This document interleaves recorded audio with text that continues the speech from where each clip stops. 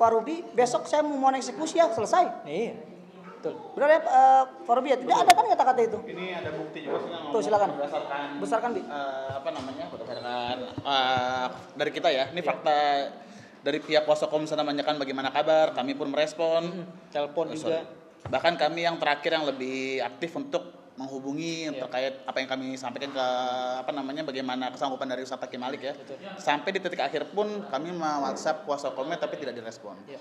Jadi kalau solusi ditanyakan dari klien kami seperti apa, kami prinsipnya masih beretikat baik dan masih mengusahakan untuk bisa menyelesaikan kewajiban tersebut. Artinya ternyata masih ada usaha komunikasi yang dilakukan ya, karena Betul. mereka kata pihak belakangnya sudah tidak ada komunikasi dan mereka sedang menunggu nih tiket baik dari Ustadz untuk menghubungi mereka agar bisa mediasi kembali terkait dengan kasus ini.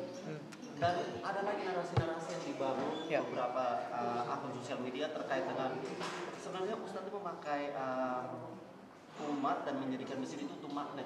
Apa? Masjid? Iya, Oke. magnet menarik uang Mas. G30 itu. Mas, gini Mas. Kalau saya mau Mas ya, dari dulu saya sibuk aja bisnis di Jakarta Mas. Ya, dari dulu saya pengennya hidup enak segala macam ya. Tinggal di Pondok Indah ya kan. Kenapa saya mau rela berkorban? Karena ini perintah dari guru saya. Guru bilang sama saya, antum harus bangun masjid, antum gerakin, antum jadikan anak muda itu sebagai tempat-tempat mereka kembali kepada Allah, gitu.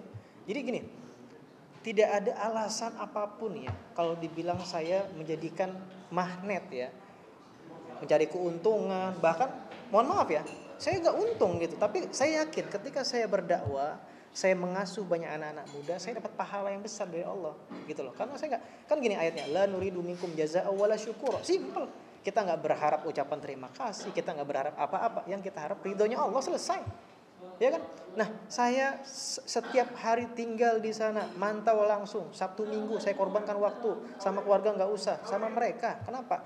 Karena bagi saya anak muda zaman sekarang ini harus dirangkul, bukan dipukul, gitu loh. Ya kan?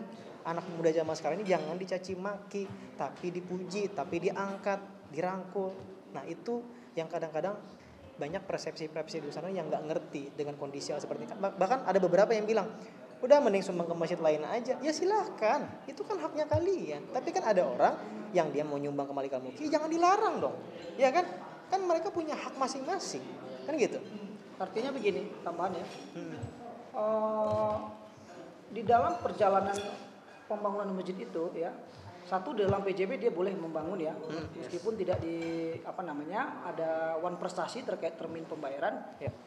Dari klien kami kan sudah menyampaikan, memang ada peluang untuk membayarkan dengan termin sekian, ya, 600. Betul. Namun usaha yang dia jalankan itu tidak sesuai dengan harapannya. Ya. Artinya terjadilah one prestasi ya. Nah setelah ingkar janji kan beliau udah benar maju gugatan ya.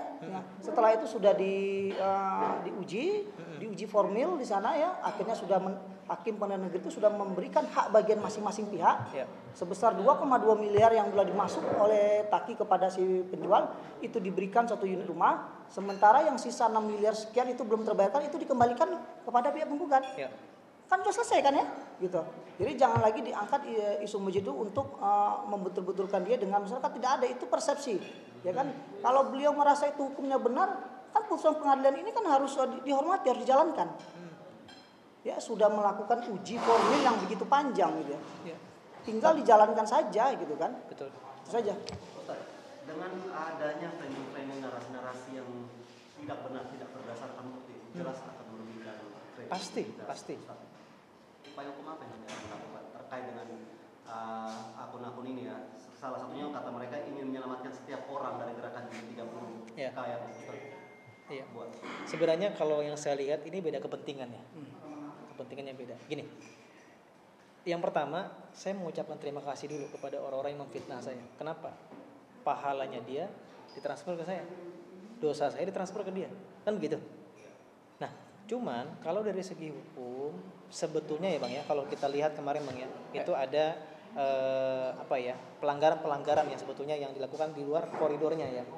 Sudah menyebutkan nama, menghina ya kan, kemudian ngajak body shaming ya, mengajak menghasut orang untuk membenci, itu kan sudah keterlaluan gitu.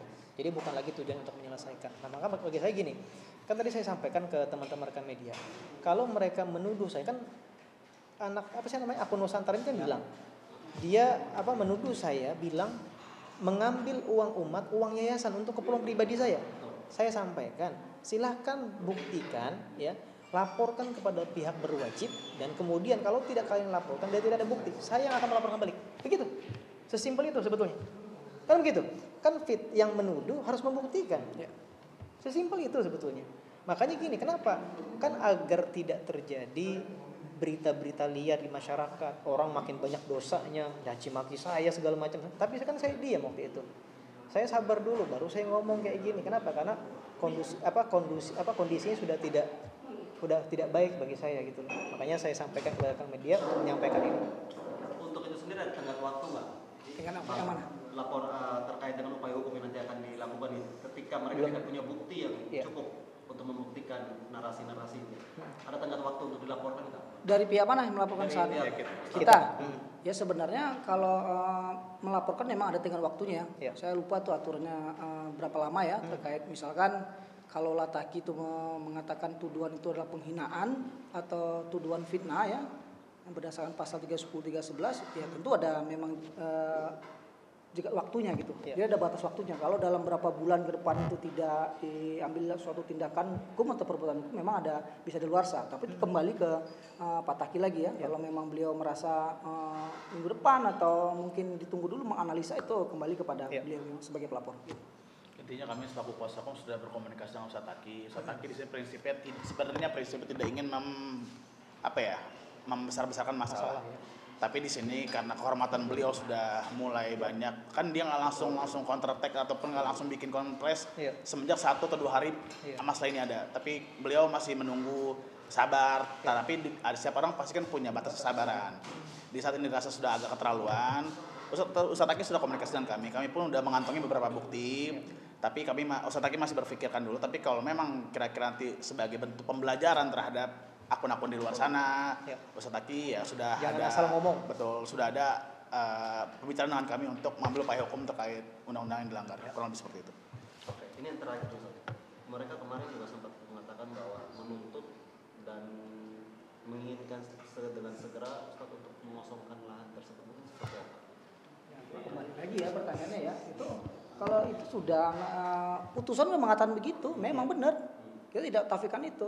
Kan saya katakan tadi, perintah mengosongkan lahan itu memang sifatnya sukarela, volunteer ya, sukarela ya. Pertanyaannya, kalau dari pihak tergugat tidak mampu dengan beberapa faktor yang lain, tidak mampu mengosongkan atau segala macamnya, ya tentu ada upaya paksa yang namanya permohonan eksekusi. Nanti dilakukanlah permohonan unmanning, teguran selama 7 hari. Apabila tidak mengosongkan lahan tersebut, maka dieksekusi oleh pihak pengadilan melalui jurusita dan dikawal oleh aparat keamanan. Begitu mekanisme hukum yang harus ditempuh.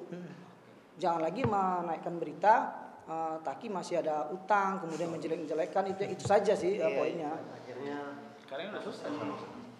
Terang ya, kelihatan ya. Seperti itu ternyata. Terakhir kalau memang dari pihak kalau memang dari antara klien kami dengan kliennya dari pihak kuasa hukum ya, pihak penggugat ya, itu masih membuka ruang untuk berkomunikasi, ya apa salahnya tidak ya, apa salahnya juga, silakan saja nanti dilakukan hal seperti itu, tapi tentu dengan menurunkan ego dan kepala dingin ya. Jangan lagi bicara hak saya, kewajiban saya, itu selesai. Keputusan sudah selesai dan berlaku tetap, kan beliau sendiri yang menarasikan final tetap and binding, padahal dari akun Nusantara itu bukan kuasa hukum juga ya. Kalau kuasa hukum yang ngomong bolehlah tim sosmed katanya. Ditanya kan dia tim sosmed ya. Bicara seperti itu kan bicara koridor-koridor istilah-istilah hukum ya. Begitu saja sih dari kami. Oke, siap. Ustaz, terima kasih banyak. Sama-sama. Baik, sama-sama. Terima kasih ya. 23 ya. Ini PJB. PJB. 2022. Tanggal 17 Juni 2022. Pendirian Kalmugi. Bulan 2 2023.